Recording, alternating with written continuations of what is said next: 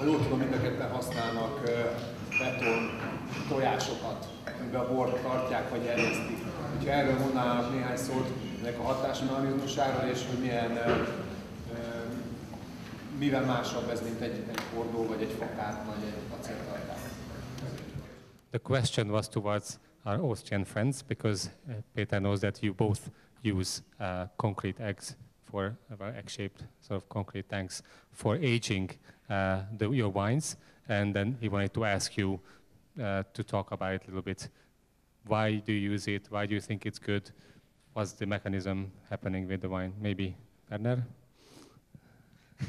I will translate for you. I think I use now the map, the papers of France, and can draw you. There's a big. You're very welcome to do so, yeah. Please. Azt mondta, hogy szívesen, és akkor rajzol is hozzá egy kicsit. There's a big meaning behind the shape of the egg in general, and concrete, as Franz said, wood is not our main focus.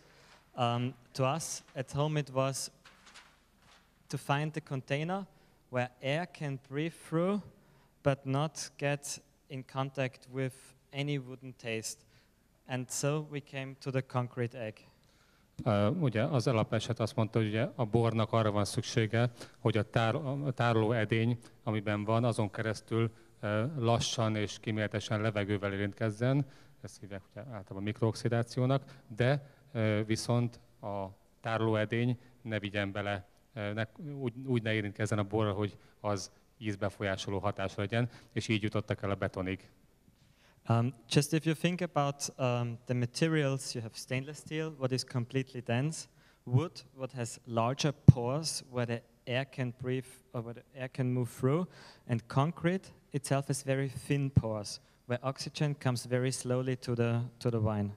Ha belegondolunk azokba az edényekben, amiben borérlés szokott történni, ugye egyrészt van a koracéltartály, ami teljesen ugye lezár, nincsen oxigén áteresztés a falán keresztül. Aztán van a fa, aminek nagyobb pórusai vannak, tehát elég nagy levegőcsere van, és a betonnak pedig egészen sokkal kisebb pórusai vannak, ezért lassabb a levegő, az oxidációnak és a bor közötti, és az oxidáció közötti kapcsolat.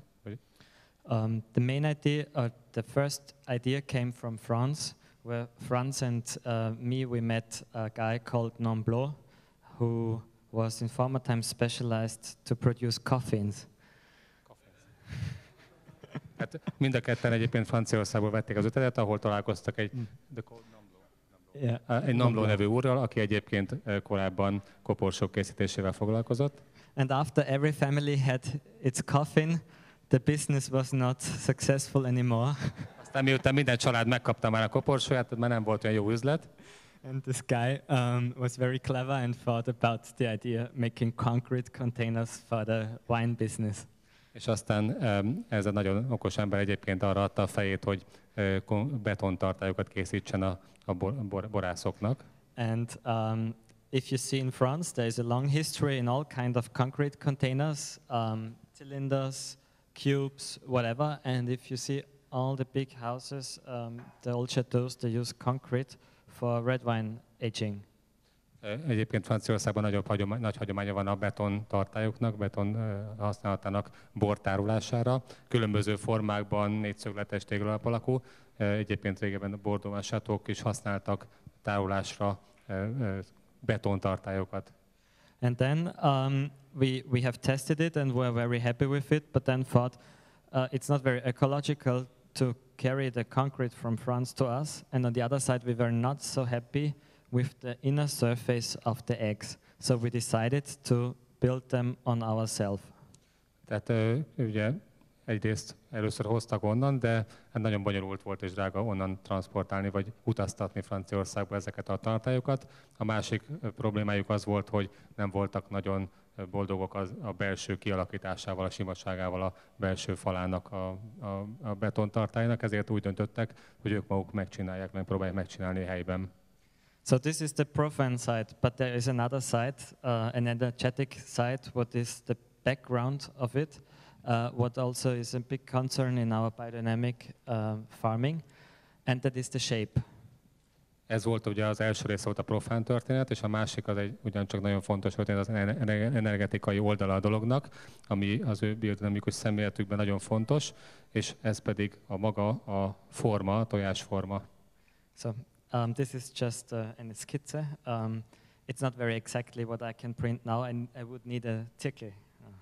Nem pontosan fog rajzolni, mert így most hirtelen egy skiccet fog felrajzolni, de igyekszik megmutatni, hogy mire gondol. So the origin of the egg shape is the circle, and in cultures, the circle always was the meaning for life, for godness, for sun, for the holistic process. Tehát a tojásforma ugye a körből származik, ami minden kultúrában valami közösséget jelentett. A nap formája, ugye a közösség formája, ezek mind a körök, és ez fontos, hogy ez a kiinduló pont a kör. And then the five comes into the play. In the circle, you can create a pentagon, the five same sides. Tehát ezen és a körön belül egy olyan pentagont lehet berajzolni, aminek 5 egyenlő oldala van. But what is the bigger meaning behind these five? És mi a nagyobb jelentőség az 5-ös mögött? In old culture, you had a lot of symbols, and 4 plus 1 is 5.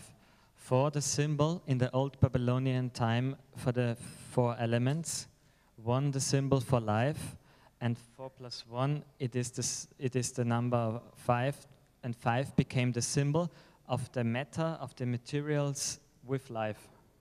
Oké, tehát a babilonai kultúrában 4 őselem van, ugye ez a 4-es szám, ugye a szimbolikáról beszél egy picit. A plusz 1, az 1-es az az élet, ugye, és így jött ki az 5-ös szám, tehát a 4 őselem plusz az élet adja ki az 5-öt. And in every culture, the 5 was symbolized with the highest godness, and you can find it in Chinese culture, in the Pythagorean culture, everywhere. Alchemists, for example, they had the quintessence as their final, the final Product, basically. Yeah. What they're looking for. What they were looking for, the final solution was the quintessence. 5 is also in it. Azt mondja, a kultúrákban az 5-ös számhoz volt rendelve a legmagasabb értékű istenségek, általában 5-ös számmal bírtak, vagy az 5-ös szám volt hozzájuk csatolva.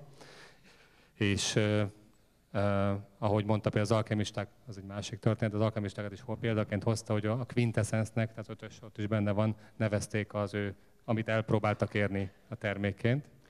So, and the alchemists found the pentagram as the symbol for the white magics, for the good vibration, for the good quality processes.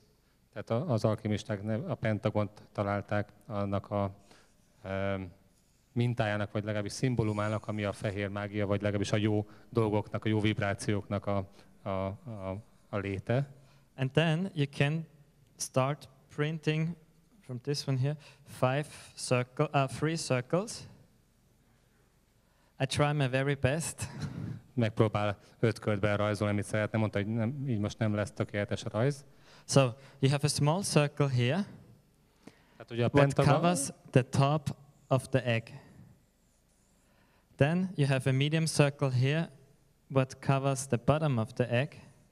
Tehát az a felső körnek, amit berajzolt ugye a körbe, és a pentagramból kijött, a pentagonból kijött, és a pentagont berajzolta, 2 kört lehet még berajzolni, aminek a felső körnek a felső karija mutatja a tojás tetejét, és az alsó karja pedig a tojás alját. And from this point here, a very large circle. And you can practice at home with your children in mathematics. Igen, ugye próbálj, hogy innen is rajzol egy kört, mondjuk, ez otthon mindenki kipróbálja matematikai célokkal. Ha itt egy körközéppont, és ott van egy körközéppont, akkor itt 2 nagy kör rajzolható, ami pedig kiadja a tojásnak az oldalát. So and what happens now is, through the concrete, oxygen breathes in very slowly. And that is the miracle that wine is polymerizating, aging, that 2 molecules of wines get connected by an oxygen and get larger. Tehát ugye az oxigén nagyon lassan jut keresztül a beton tartály falán, és ugye belül, ami a borral történik, az a polimerizáció, tehát 2 molekula összekapcsolódik, és egyre nagyobb lesz, és ez egy oxigén molekula segítségével történik. Ez a polimerizáció. And two wine molecules get larger, and by this they get heavier. Tehát a bor molekulák azok egyre nagyobbak lesznek, és ezáltal egyre nehezebbek is. And they start sledging down. És szépen lassan elkezdenek lefelé süllyedni. And because always heavier ones will follow, and there is no edge in the egg, every side has the same condition, it starts a permanent rotation. És mivel a tojásban ugye nincsen sarok, tehát nincs, ahol megakadjon ez a mozgás, ugye ezeknek a molekuláknak a mozgása, ezáltal egy rotáció kezdődik, és szépen lesüllyednek, majd fölül visszamennek, és megint egy állandó rotációban, mozgásban van a bor. A molekulák, nem a bor, bocsánat, a molekulák a bor. And so you have a rotation process like the batonage effect, just by nature. Ez egy gyakorlatilag, ahogy mondja, ez egy batonás hatást hoz létre, csak nem kell kevergetni a bort, hanem naturálisan történik. I once had an idea to compare why is the shape so important? Just feel about yourself. If you visit an old church or an old place, an old opera, or for example, listen old music in it, and then you take the same orchestra, same notes, and you move to another place like this with acoustic help, and you listen to the music in this place again. It's the same notes and the same play, but what comes to you, what comes to your heart is different. And this is the magics or the salt, the pepper behind biodynamics, and also of a very good shape. Because this shape, the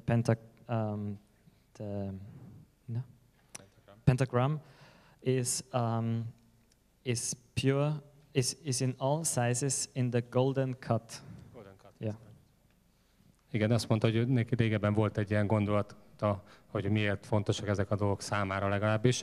Azt mondta, hogy a tojás ugye egy nagyon ősi dolog, és az a gondolat jutott eszébe, hogy ha egy zenekart, egy klasszikus zenét játszó zenekart elviszünk egy régi épületbe, egy régi templomba, és ott lejátsszák ezeket a hangokat egymás után, tehát egy zenei darabot eljátszanak, és utána elvisszük ugyanezt a zenekart, ugyanezeket a zenei darabot eljátszva egy mondjuk nagyon modern épület, mini, szerintem annak különböző hatása van az emberre, hogyha itt játsszák, vagy ha ott játsszák, ezek a hangok a szívben egész máshogy hatolnak be.